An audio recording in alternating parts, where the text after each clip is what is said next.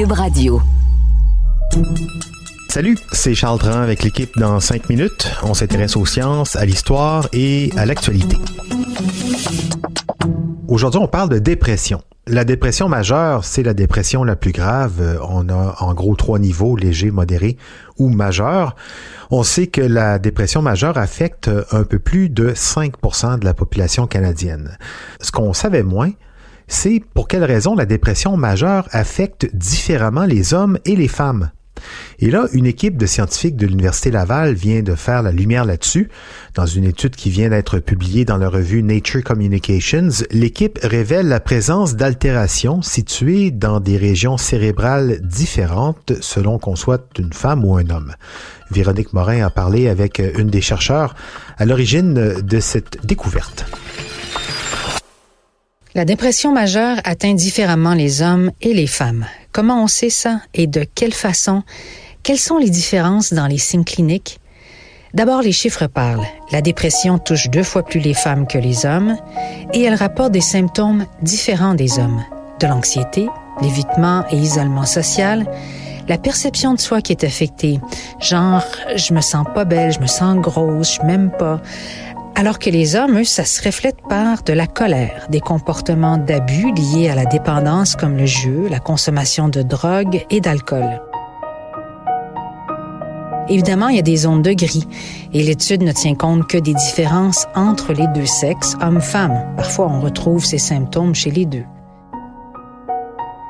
Dans des recherches antérieures, Benoît Labonté, chercheur au Centre Cerveau de l'Université Laval, avait déjà démontré qu'au niveau de l'expression des gènes, la dépression chez les hommes et les femmes était tellement différente qu'on peut même parler de 2 maladies différentes, dont seulement 10% des mêmes gènes sont affectés de façon similaire. Donc, on connaissait ces différences entre les hommes et les femmes, mais jusqu'à maintenant, on ne savait pas pourquoi. Et c'est ce que Caroline Ménard du département de neuropsychiatrie de l'Université Laval a tenté d'élucider avec son équipe.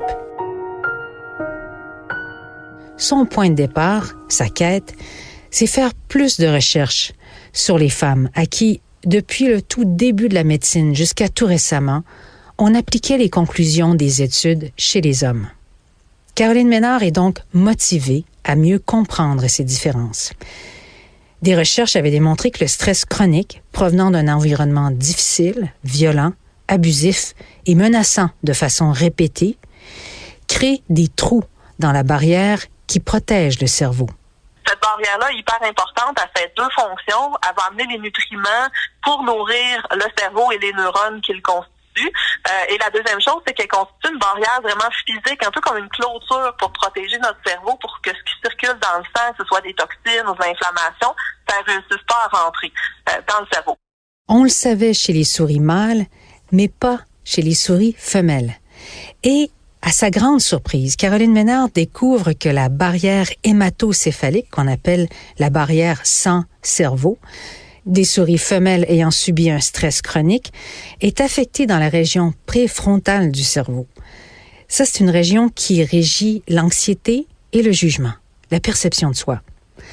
Alors que chez les mâles, c'est la zone du noyau accumbens du cerveau, une région qui gère les émotions, les pulsions, le désir. Cette région, donc, chez les mâles, est amincie et trouée lorsque le stress chronique est présent dans la vie de l'homme. Puis à notre grande surprise, la barrière est affectée dans une région différente chez les souris femelles. C'est le cortex préfrontal qui, lui, est plus impliqué dans l'anxiété, le jugement, la perception de soi. Et on croit que ça pourrait jouer un rôle dans les symptômes qui sont différents. Pour valider cette observation chez les souris, l'équipe de Caroline Ménard a fait appel à la Banque de cerveau humain, Douglas Bell Canada. Dans ce dépositoire, on trouve des cerveaux de gens atteints de différentes maladies, dont de dépression, et qui sont morts par suicide. En tout, une 20aine de cerveaux et une 100aine d'échantillons sanguins ont permis de comparer des hommes et des femmes souffrant de dépression majeure au moment de leur mort, et de valider les observations faites plus tôt chez les souris.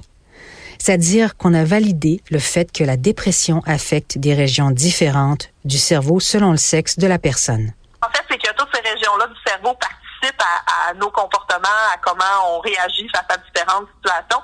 Ces régions-là se parlent entre elles. Par contre, elles ont aussi des rôles qui sont un peu mieux définis. Donc, ces changements-là de la barrière qu'on observe, ça s'aligne bien avec ce qu'on voit dans les symptômes cliniques en psychiatrie, chez les hommes versus chez les femmes. Il y a encore des questions à savoir pourquoi, quand on ouvre la barrière, ça change les comportements. Donc, est-ce que les neurones sont moins bien nourris? Est-ce que ça change leur niveau d'activation? Donc, on a des projets en cours pour encore mieux comprendre ce qui se passe exactement. Les chercheurs ont aussi pu identifier un marqueur de dépression majeure spécifique aux femmes, une protéine appelée sélectine E, qui est une molécule inflammatoire dont le niveau est plus élevé dans le sang des femelles stressées.